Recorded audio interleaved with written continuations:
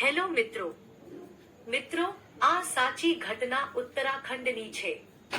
એક વૃદ્ધ માણસ ઉત્તરાખંડની અંદર રહેતો હતો, જેની ઉંમર લગભગ 50 વર્ષ હતી અને તે વ્યક્તિનું નામ રાજશેખર હતું। મિત્રો, રાજશેખરના પરિવારમાં કુલ 4 લોકો રહેતા હતા। એક તેની પત્ની હતી, એક તેનો પુત્ર હતો અને એક તેના પુત્રની પત્ની હતી। મિત્રો, રાજશેખરનો પુત્ર મુંબઈમાં રહીને કંપનીમાં કામ કરતો હતો અને રાજશેખર તેની પત્ની અને તેની પુત્રવધુ સાથે તેના ઘરે રહેતો હતો। મિત્રો, રાજશેખર પાસે લગભગ 20 થી 25 બકરી હતી અને તે બકરીઓને ચરાવવા માટે તેની આસપાસના ખેતરોમાં જતો હતો અને તેણે તેના ઘરે 20 થી 25 બકરી જેમ તેમ કરીને રાખી હતી। હવે સમય ધીરે ધીરે પસાર થઈ રહ્યો હતો। મિત્રો, રાજશેખર ખૂબ જ રોમેન્ટિક હતો। રોમેન્ટિક એટલે કે તે હંમેશા તેની પત્ની સાથે પ્રેમભરી વાત કરતો।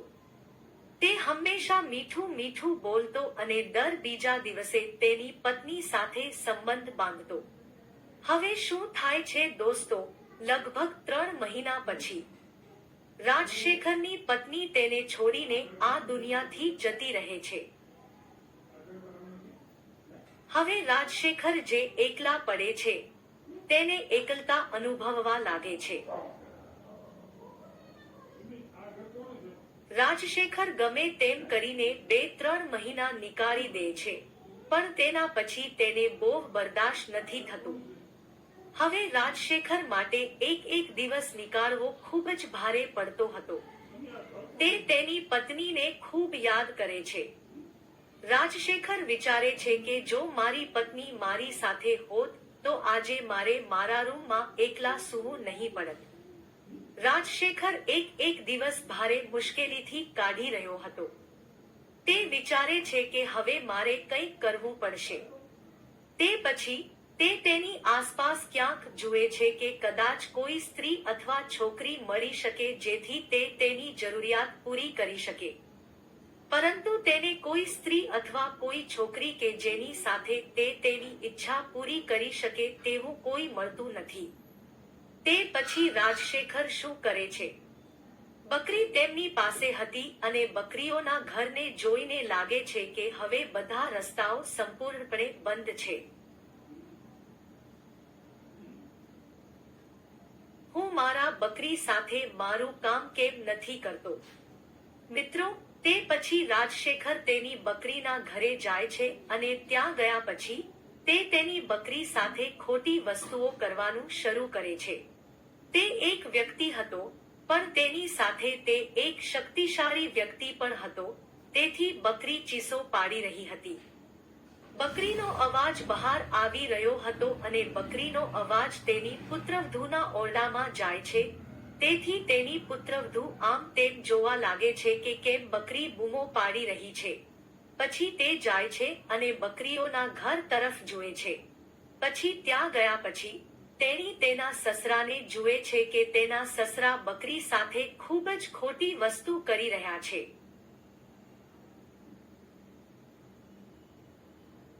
તે છુપાઈ છે અને તેના સસરા તરફ જોવાનું શરૂ કરે છે।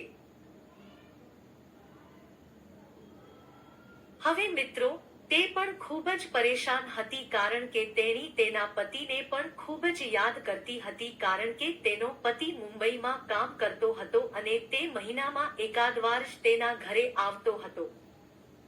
શું થાય છે કે જે તેની વહુ હોય છે, તે છુપાઈને દેખવાનો પ્રયત્ન કરે છે કેમ કે તેને પણ જોવાની મજા આવતી હતી। લગભગ 2 મિનિટ પછી જે રાજશેખર હોય છે, તેની નજર તેની વહુ પર જાય છે।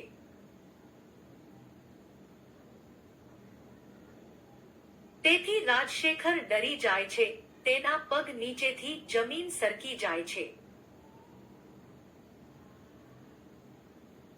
પછી તે બકરીને છોડી દે છે અને તેની પુત્રવધુ પાસે આવે છે અને તેની માફી માંગવાનું શરૂ કરે છે કે પુત્રી, આ વાત કોઈને કહેતી નહીં, કારણ કે તમારી સાસુના ગયાના કેટલા દિવસ થઈ ગયા છે અને તમે તો જાણો છો કે હું તમારી સાસુથી કેટલો પ્રેમ કરું છું અને તેણે મને છોડી દીધો અને આ દુનિયા છોડીને ગતી રહી. તેથી હું ખૂબ જ પરેશાન હતો અને મને એકલતા પણ સતાવતી હતી. તેથી મેં આ ખોટું કર્યું છે. તે પછી મિત્રો, જે તેની પુત્રવધુ હોય છે તેના મગજમાં પણ કદાચ આ જ વસ્તુઓ હતી. તેણી તેના સસરાને કહે છે કે સસરાજી, તમને તો 3 મહિના થયા છે. તમે જાણો છો કે તમારો દીકરો ગયો છે, એના 5 મહિના થઈ ગયા છે અને તેના વિના હું એક દિવસ કેવી રીતે વિતાવી રહી છું. મારા માટે પણ એક દિવસ 1 વર્ષની બરાબર નીકળે છે. પરંતુ હું કરી પણ શું શકું, કારણ કે હું એક સ્ત્રી છું.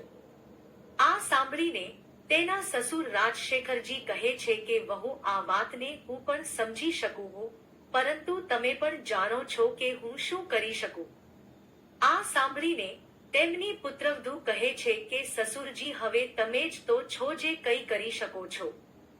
તમે અહીં તમારો સમય બગાડો છો અને હું ઈચ્છું છું કે તમે મારી સાથે આ સમય બગાડો. જ્યારે તેના સસુર આ વાતને સાંભળે છે ત્યારે તો પહેલા તે ઇનકાર કરે છે અને કહે છે કે વહુ, આ સારી વસ્તુ નથી. જો દીકરાને આના વિશે ખબર પડશે તો તમને અને મને બંનેને ઘરની બહાર નીકાળી દેશે.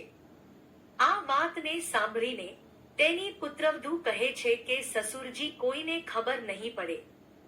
તે અહીં 5 મહિનાથી ઘરે આવ્યો નથી.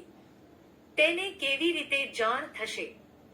અને તે પછી રાજશેખરની વહુ હોય છે તે તેના સસુરને તેના રૂમમાં લઈ જાય છે અને હવે તેના સસુર પણ ખુશ થઈ જાય છે. પછી રાજશેખર તેની પુત્રવધુ સાથે છેડછાડ કરવાનું શરૂ કરે છે અને કેટલાક અશ્લીલ કૃત્યો પણ કરવાનું ચાલુ કરી દે છે.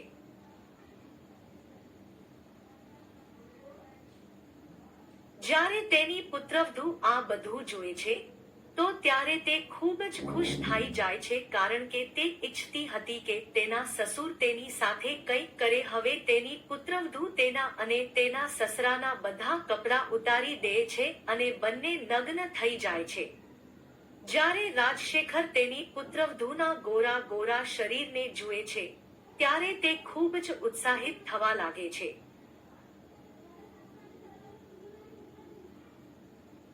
અને તેનાથી તે સહન નથી થતું. પછી રાજશેખર તેની પુત્રવધુ સાથે સંબંધ બાંધવાનું શરૂ કરે છે.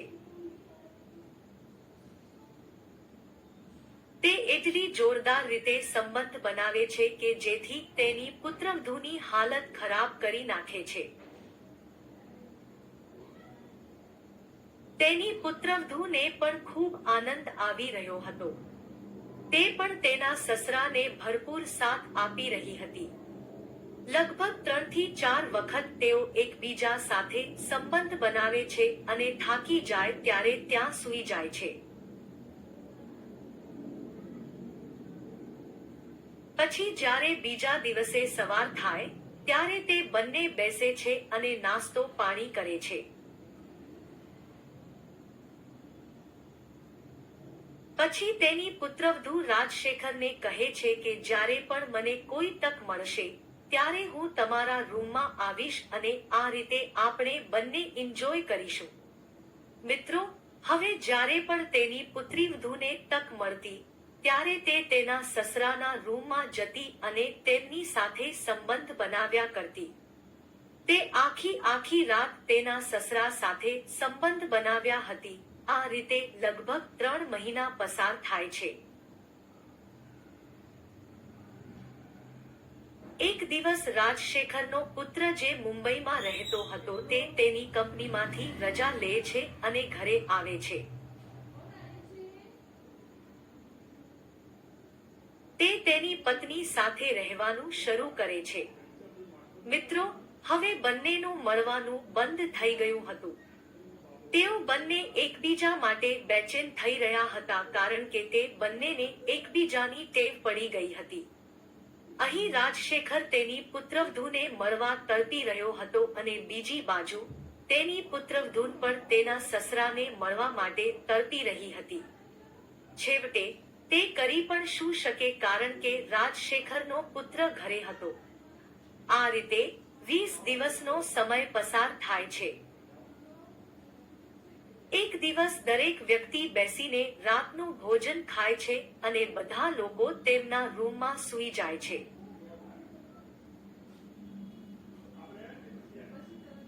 રાજશેખરની પુત્રવધૂ તેના પતિ સાથે સૂઈ રહી હતી. હવે તે તેના પતિના સૂવાની રાહ જોવાનું શરૂ કરે છે.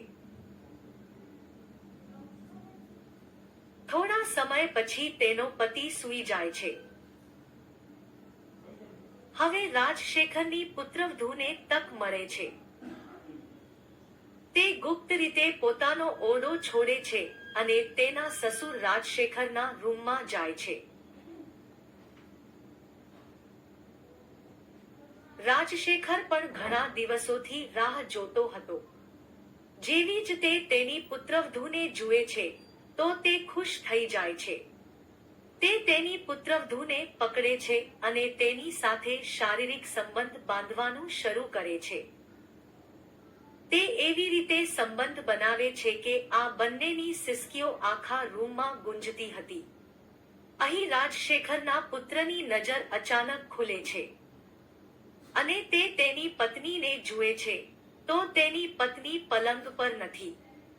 તે વિચારે છે કે તે શૌચ કરવા ગઈ હશે. તે હવે આવશે પણ તેની પત્ની આવતી નથી. પછી તે તેના ઓરડામાંથી બહાર આવે છે. પછી તે કેટલાક અવાજો સાંભળે છે. પછી તે તેના પિતાના ઓરડા તરફ જાય છે. પછી તે અવાજો ત્યાંથી આવી રહ્યા હતી. હવે તે ઓરડાના દરવાજા પર ખખડાવવાનું શરૂ કરે છે. અને તે બંને ડરી જાય છે અને તેમના પોતાના કપડાં પહેરે છે. અને જ્યારે તે દરવાજો ખોલે છે ત્યારે તેનો પુત્ર સામે ઊભો રહ્યો હોય છે. હવે તે બંને તેના પગમાં પડી જાય છે અને તેની પાસે માફી માંગવાનું શરૂ કરે છે. પછી તેનો પુત્ર રાજશેખરને ખરું ખોટું બોલે છે અને તેની પત્નીને તેના રૂમમાં લઈ જાય છે અને તેને મારવાનું શરૂ કરી દે છે.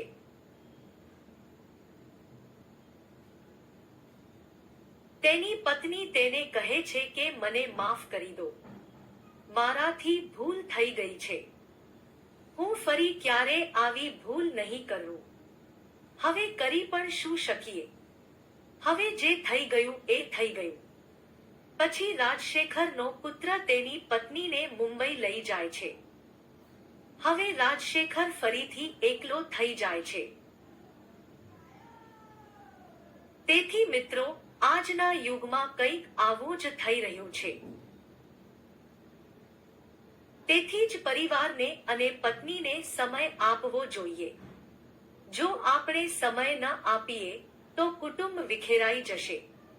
મિત્રો, આ વાર્તા કહેવાનો હેતુ તમને અથવા તમારા હૃદયને પરેશાન કરવાનો નથી, પરંતુ તમને જાગૃત અને ચેતવણી આપવાનો છે. મિત્રો, તમારી અને તમારા પ્રિયજનોની સંભાળ રાખો અને આપણી ચેનલને લાઈક અને સબસ્ક્રાઇબ કરવાનું ભૂલતા નહીં.